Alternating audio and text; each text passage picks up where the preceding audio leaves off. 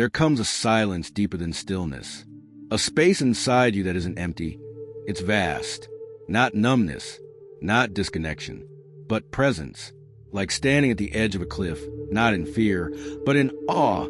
And in that silence, a truth emerges, not loud, not sudden, but ancient. A truth that doesn't shout, but rearranges you from the inside out. You were never broken. Read that again. You were never broken. Not when they left, not when they screamed, not when you shattered quietly in the corner of a room no one noticed, not when you made yourself small to survive, not even when you thought you lost yourself entirely. You weren't breaking. You were splitting, separating from the parts of you that couldn't be seen, couldn't be held, couldn't be allowed to breathe. And now, those parts are still here, still waiting, still watching. The child who learned to read emotions before they could read words. The teenager who laughed too loudly because silence felt like drowning. The adult who performed strength because softness was once punished. None of these cells are gone. They're just waiting to be reintegrated. Not erased, embraced. Carl Jung said, "The privilege of a lifetime is to become who you truly are." But he also warned us that privilege demands we meet the shadow. Because the final step of healing isn't transcendence, it's return. Not to your past, but to your wholeness. And this is where everything shifts. You realize healing was never about becoming something new. It was about unlearning everything that told you you were not already whole. All the coping mechanisms, all the self-improvement programs, all the fixes and hacks and rituals. They were steps on the journey, but not the destination. Because there is a self beneath the suffering, a self untouched by trauma. Not naive, not perfect, eternal. This self does not need to prove, does not need to perform, does not need to win love through worthiness. It simply is. This is a self that was born before language, before identity, before adaptation. The self that laughed freely as a child, not to gain approval, but because the sky was blue and your feet were in the grass and the moment was enough. The self that still lives in your breath, your bones, your body's memory. And once you meet that self, even for a moment, you will never again confuse your trauma with your truth. You'll stop chasing validation like a dog chasing its tail. You'll stop folding yourself to fit rooms that were never built for your expansion. You'll stop treating healing like a project and start treating it like a homecoming. But here's the twist, the haunting, beautiful twist. There's no final version of you. The ultimate truth is that there is no destination, no fully healed self, no moment where everything is clean, clear, and safe forever. And that's not a failure. That's freedom. You are not a problem to be solved. You are a presence to be revealed. And presence doesn't require perfection. It requires permission to feel, to pause, to live. Friedrich Nietzsche once wrote, "One must still have chaos in oneself to be able to give birth to a dancing star." Your chaos was never the enemy. It was the womb. It held your becoming. And now, you are the star. Not because you escaped the darkness, but because you found a way to shine through it. Arthur Schopenhauer believed that life was suffering. Yes, but in that suffering, he also saw beauty. He understood that to will is to want, to hunger endlessly. But he also hinted that in surrendering the chase, in accepting what is, we find the only true peace. And you spent years chasing peace. Now you are learning how to receive it, not from others, not from outcomes, but from your own reclamation. You are not your trauma. You are not your coping. You are not your mask.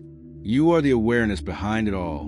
And when you sit in that awareness, raw, unguarded, unfiltered, something awakens, not a version of you, but the essence of you, the one who no longer needs to become anything, because they are finally allowed to be.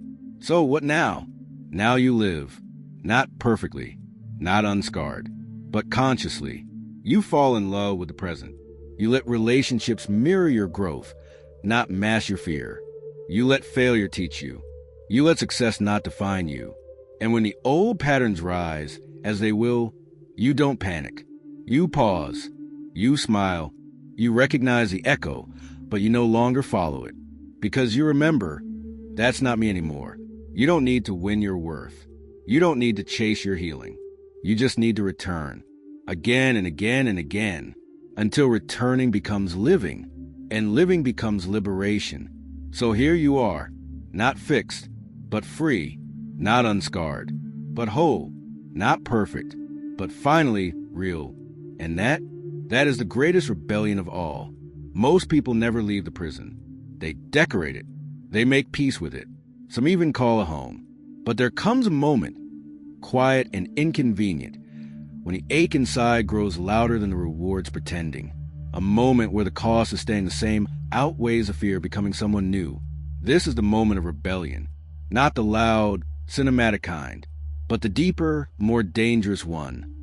The rebellion against a false self. It doesn't begin with a grand gesture. It begins with a question. What if I stop lying to myself? And the first lie we tell? This is just who I am. That lie protects the wound. It justifies the coping. It avoids the chaos of change. But beneath it is a truth you've been taught to fear. You are not your trauma. You are not your coping. You are not your history. You are the one watching all of it unfold. And the moment you recognize that, the game begins to shift. But breaking free isn't about erasing your past. It's about relating to it differently.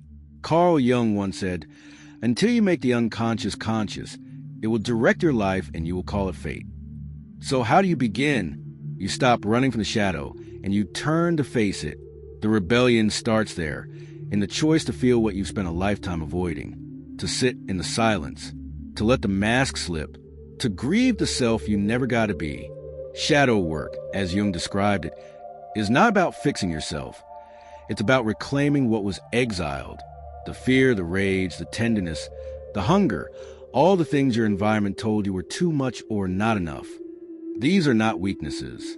They are keys. The parts you buried are the parts that hold your wholeness. But this kind of healing doesn't look impressive on Instagram. It's not photogenic. It's not optimized. It's not branded with a morning routine. It's messy. It's raw. It's unspeakably intimate. It's the moment you stop trying to be liked and start trying to be real. It's the night you weep not because you're broken, but because you're finally safe enough to feel. It's choosing stillness when your trauma tells you to act. It's choosing vulnerability when your instinct says to shut down. It's saying no without explaining. It's saying yes without fear. And slowly, rebellion becomes embodiment. But this is not a solo act. Healing in isolation can only go so far, because trauma happens in relationship, and it must be healed in relationship too. Find the spaces where your nervous system can uncoil, where your truth is not too much, where you don't have to earn love through labor. This isn't weakness. It's the highest form of rebellion in a culture built on self-neglect. It's refusing to perform for worthiness.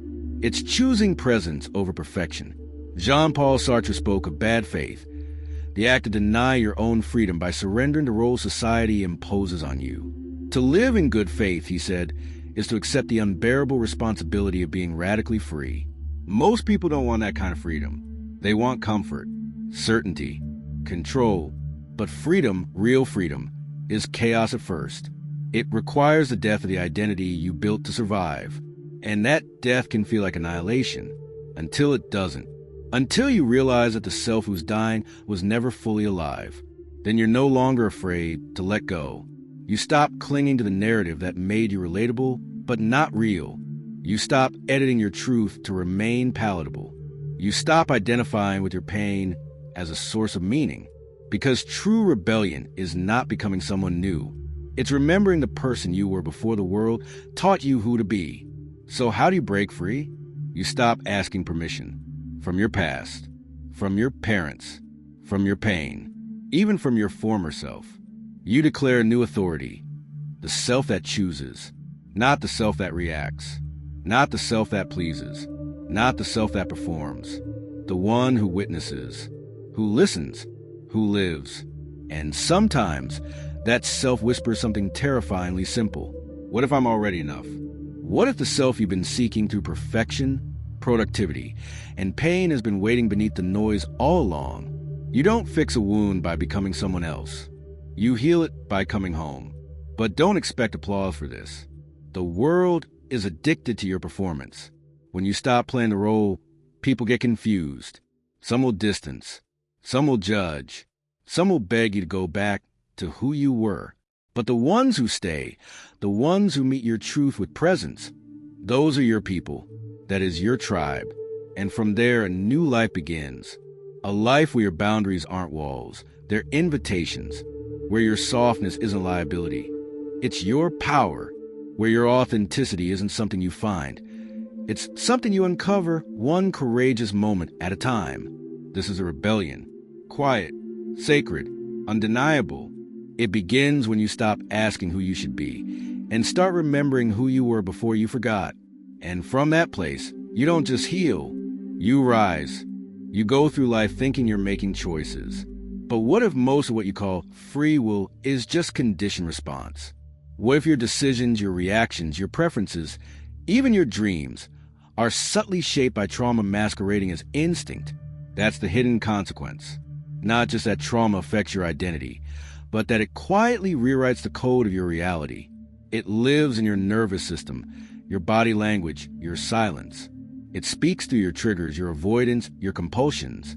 And the world reflects it back to you like a mirror, over and over, until it becomes the only version of reality you recognize. You believe people can't be trusted, so you attract those who betray. You fear abandonment, so you cling too tightly or push people away first. You crave approval, so you perform, achieve, please, and wonder why love feels like labor. These aren't choices. They're echoes. Echoes of unmet needs, unfinished stories, and unshed grief. And the cruelest part? Society doesn't challenge these echoes. It amplifies them. Modern culture is a trauma feedback loop. You feel not good enough. Capitalism offers you something to buy. You feel alone. Social media offers you something to post. You feel powerless. Productivity tells you to grind harder, but none of it heals you. It distracts you from the truth. You become addicted, not to substances, but to personas. Addicted to being the strong one. Addicted to being the fixer. Addicted to being the success story. Addicted to healing itself. If healing becomes another performance, and behind these roles, the real you suffocates. Dr. Gabor Mate speaks of addiction not as a disease, but as a coping mechanism for unbearable pain. And not just physical pain, existential pain. The kind you can't explain but feel every time you look in a mirror and don't recognize the person staring back. And it's not just personal. The consequences ripple into every corner of your life. Relationships become battlegrounds projection. Careers become prisons built from childhood beliefs. Goals become distractions from inner emptiness. Spirituality becomes a bypassing ritual where you meditate not to awaken but to escape. Even your identity as a wounded person can become a trap. You start to wear your trauma like a badge. You bond with others through suffering. You create narratives that give you comfort, but quietly cage you. This is just how I am. I'll always be this way. No one understands me. But what if these stories are keeping you from the storyless state? The self that exists before language, before wounds, before armor. What if your healing has plateaued because you're still using trauma's tools to fix trauma's architecture? Your coping mechanisms were once brilliant inventions, but they are not meant to be permanent homes. They are bridges, and bridges are meant to be crossed, not lived on neurologically. Trauma embeds itself through neuroplasticity. The brain adapts to repeated experiences. If you grew up in chaos, your brain became wired for hypervigilance. If you lived in emotional neglect, your brain became wired to anticipate rejection. Your nervous system is not just remembering the past, it's reliving it. This is why logic doesn't heal you. You can know your father was emotionally unavailable. You can understand that your perfectionism is a response to early criticism. You can talk about your abandonment issues. But knowledge is an integration. The brain may nod in understanding, but the body still flinches at kindness, still clenches at silence, still recoils when touched gently. And so, even healing becomes a loop. You read the books, you journal, you say the affirmations, but you don't feel different because trauma isn't stored in thoughts. It's stored in the nervous system. And until you go there, into the raw, somatic experience of what was never safe to feel, You will unconsciously recreate the past and the present. This is the architecture of the unseen consequence. You mistake vigilance for intuition. You confuse busyness for self-worth. You chase enlightenment to outrun emptiness. You think your personality is solid, but it's just a sediment of unhealed pain. You keep building a life that honors the version of you who is in pain, never realizing you're allowed to build one for the version of you who is finally free. But here's the catch. Freedom doesn't feel good at first. It feels terrifying, because when the coping ends, all that's left is you, the unscripted you, the unlabeled you, the one without the trauma-made map. You will crave the familiar pain. You'll want to reach for the mask. You'll feel guilt for letting go of identities that brought you safety. But that is the price of rebirth. To lose the person you were, so you can meet the person you were meant to be. So let me ask you again in a quieter voice. What if your wounds are no longer happening to you, but through you? And what if the life you built to protect yourself, your job, your relationships, your beliefs, has become the very thing keeping you from yourself? These are not easy questions, but they are the right ones. Because the unseen consequences of trauma are not just emotional scars. They are entire lives unlived, entire selves unclaimed. And that loss is the greatest one of all. But loss implies something once existed, which means you can find it again. Not out there, not in others, not even in the stories of your past, but beneath them all, waiting, still, silent, sovereign, and perhaps for the first time in your life, free. You might think trauma is an event, but trauma isn't what happened to you. It's what happened inside you as a result. It's not the memory. It's the meaning your nervous system made of it. It's the moment your body whispered, "I'm not safe here," and you believed it, again and again, until that whisper became your internal voice, until your brain, reshaped by repetition, rewired your entire sense of who you are. The roots of this run deeper than psychology. They reach into the very fabric of identity. Carl Jung didn't speak of trauma the way modern therapists do, but his work around the shadow, the unconscious, repressed aspect of self, reveals something eerily similar. According to Jung, everything you disown, everything too painful or unacceptable for you to face, doesn't disappear. It just moves into the basement of your psyche. And here's the catch. What lives in the shadow doesn't just lie dormant. It acts through projection, addiction, sabotage, fear. It drives your choices, attracts your relationships, shapes your worldview. Most people live as strangers to their own shadow, mistaking the voice of unhealed wounds for intuition, or worse, for personality. Nietzsche warned of this too, in his own brutal, poetic way. He spoke of the mask we all wear, the social self, built out of need, out of fear, out of compromise. But for Nietzsche, the real tragedy wasn't wearing a mask. It was forgetting there was ever a face beneath it. That's what trauma does. It forces you to adapt, and then it makes you forget you ever adapted. It says, "This is just who I am," and you believe it, not because it's true, but because the alternative, asking who you were before the wound, feels too terrifying, too foreign, too uncertain. Arthur Schopenhauer took it further. For him, life was suffering not because of external events, but because of the will to strive, the endless desire to become more, to achieve, to control. Trauma latches onto this will, weaponizes it. Suddenly, your desire to grow isn't born of curiosity. It's born of lack. You're not pursuing a better life. You're fleeing a deeper pain. Self-improvement becomes self-erasure. In this light, even your noblest ambitions may be rooted in fear. The promotion, the praise, the perfect body, the ideal relationship, all may secretly serve one goal, to silence the unbearable question, am I enough yet? So how does trauma become your identity? It disguises itself as virtue. It tells you that being hypervigilant makes you responsible, that being emotionally numb makes you strong, that avoiding love means you're wise, that performing for approval means you're ambitious. It hides in the cracks between your natural self and your adapted one, until you no longer remember where the real you ends and surviving you begins. And society? Society is not just complicit. It rewards a performance. Aldous Huxley warned us of this in Brave New World, a culture that anesthetizes itself through distraction and superficial comfort. Trauma in the modern world doesn't always scream. It scrolls. It shops. It grinds. It binge-watches success stories while secretly feeling hollow.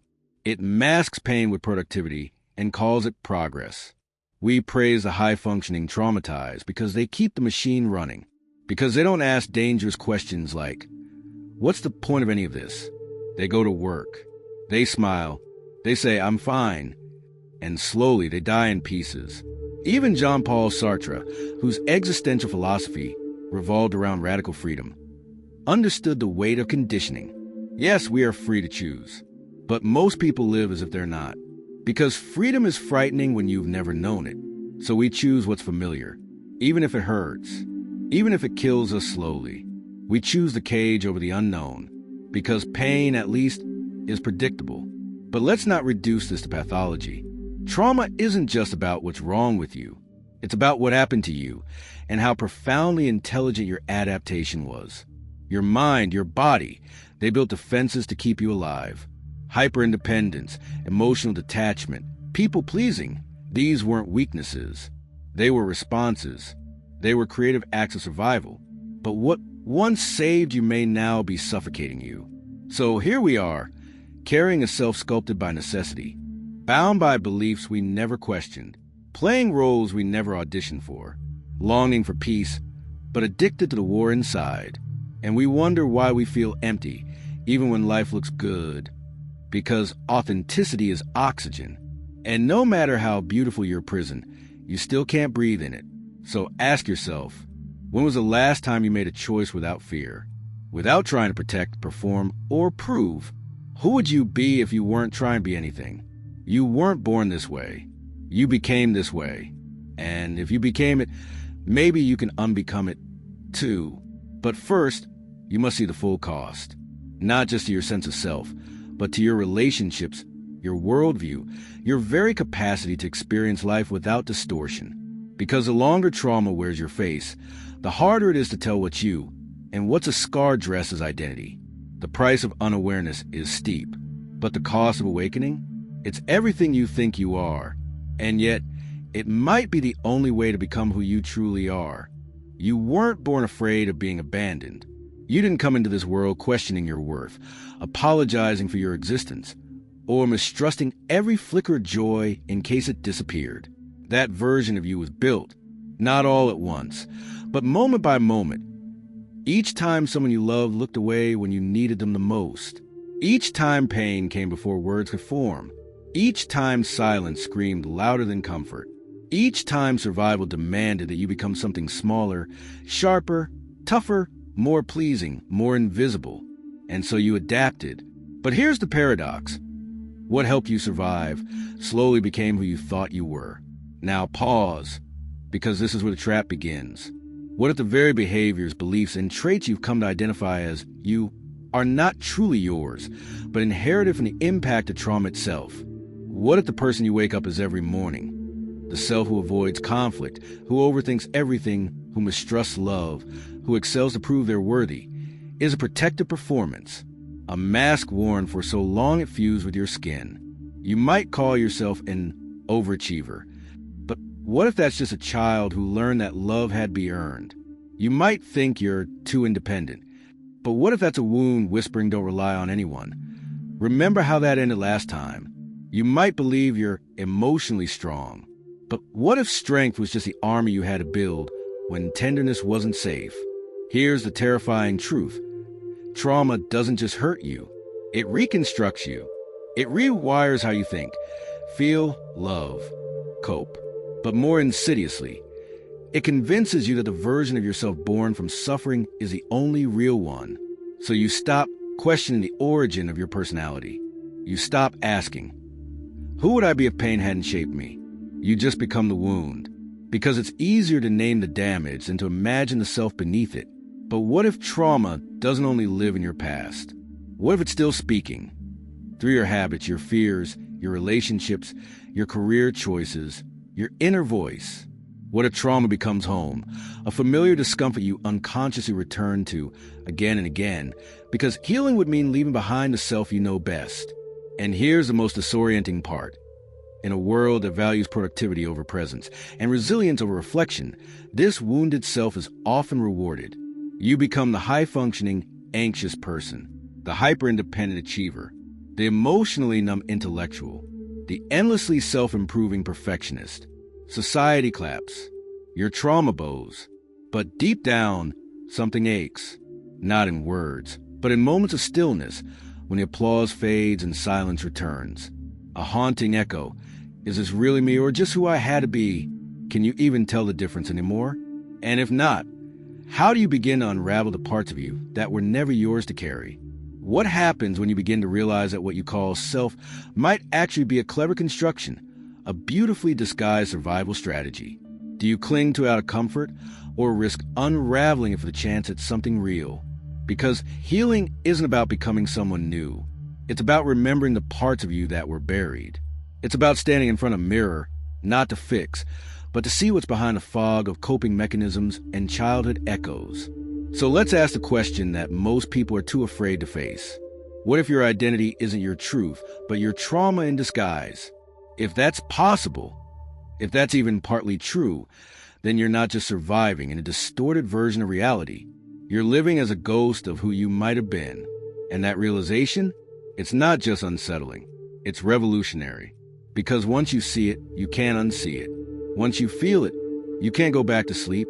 Once you name it, you begin to regain the power to choose what stays, what heals, and what no longer serves the person you're finally becoming.